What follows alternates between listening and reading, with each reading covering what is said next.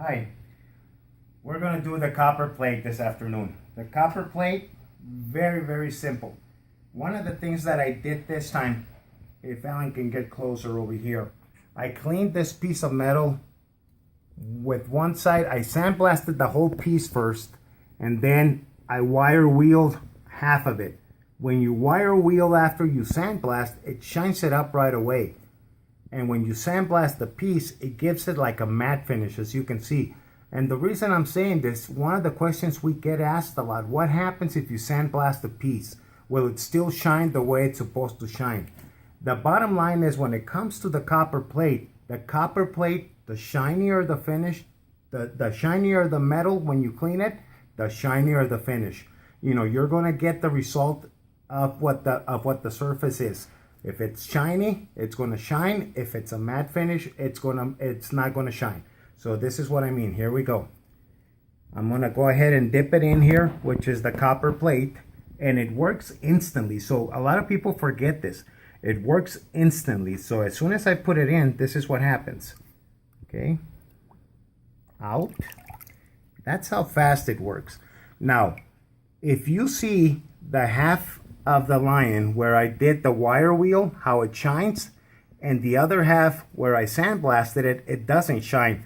That's what I mean. You know, it's again, and I know it's repetition, but the shinier the finish, the shinier the metal, the shinier the finish. Okay, so once you put it in the chemical, pull it out, then you dip it in water to remove the excess chemical.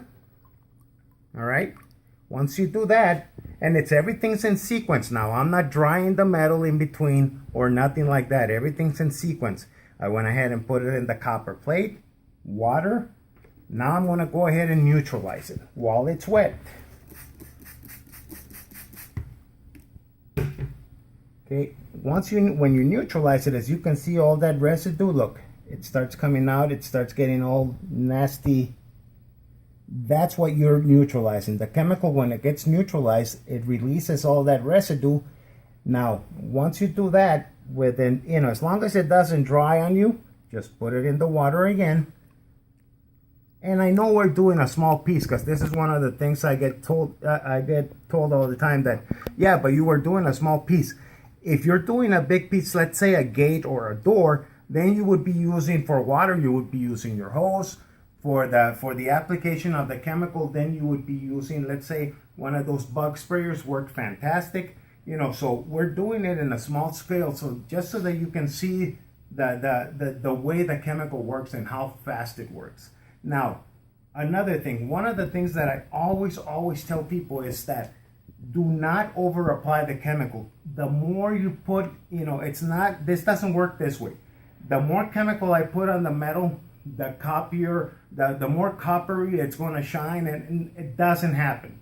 All you're doing is creating a problem for yourself, because if you put more chemical on this, you start to create a little sheet of copper. Remember, this is real copper. You start to create a little sheet of copper, then it peels off on you. So as soon as the copper plate's like this, like a brand new shiny penny, that's as far as you want to go. So again, water, neutralize it, then the water again. Now after that, you want to dry it as soon as possible, because this wants to now rust on you. All right, because the water and the chemical together want to rust the metal. So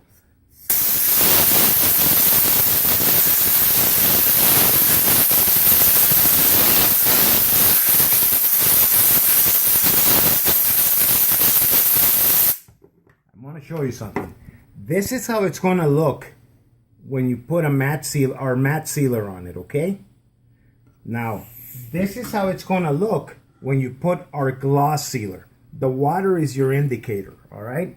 So this is how it looks with the matte sealer. As you can see, it doesn't shine on the side where I did the sandblasting. It shines where I did the wire wheel. But here it goes. This is how it's going to look with the gloss. Put it in, take it out. That's how it's going to look with the gloss. I think it looks fantastic, but that's me. So there you go. That's a very simple application. All right. It all comes down to the cleaning of the metal. Remember that. So latex gloves are very important, and it's not, it doesn't have to be a latex glove, okay? It can be that nitrile, gloves or anything like that. The key is for you to wear some kind of gloves because it does two things for you. It protects your hands, one, and number two is that your hands are constantly releasing oil. So if you don't wear any gloves and you start handling the metal, you're gonna transfer oil from your hand onto the piece. There's nothing more frustrating than to have a beautiful piece made with the copper plate, and then you go and neutralize it and dry it and everything, and then you put the sealer on, and then you realize that you touched it with your bare hands, and then you see a thumbprint somewhere. That's very frustrating because remember, with chemicals, there's no touch-up. There is no touch-up. You can't go like a black and white paint and touch up a piece where you left your thumbprint on. You gotta do the whole thing again. So make sure that you take those steps in wearing latex gloves and then doing the proper steps.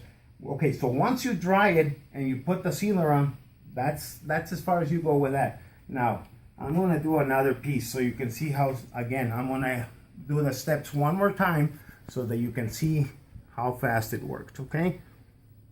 So here's a clean piece. This one's all shiny, so here we go. You know what? Let's go ahead and spray this one. All right, because this is how most of you are gonna do it. Let's go ahead and spray it. Ready? When you spray it on. All right. That's how fast it works. Then remember, you dip it in water. This is cast iron, remember. Dip it in water. Then you neutralize it. Let me get this piece out of the way here. Neutralize it.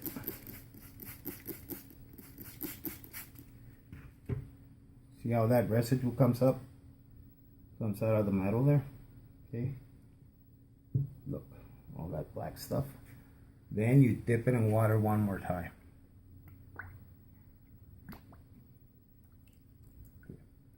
Again, this is how it's going to look when you put the gloss sealer, all right? This is our gloss sealer right here. And this is how it's going to look with the matte sealer. There we go.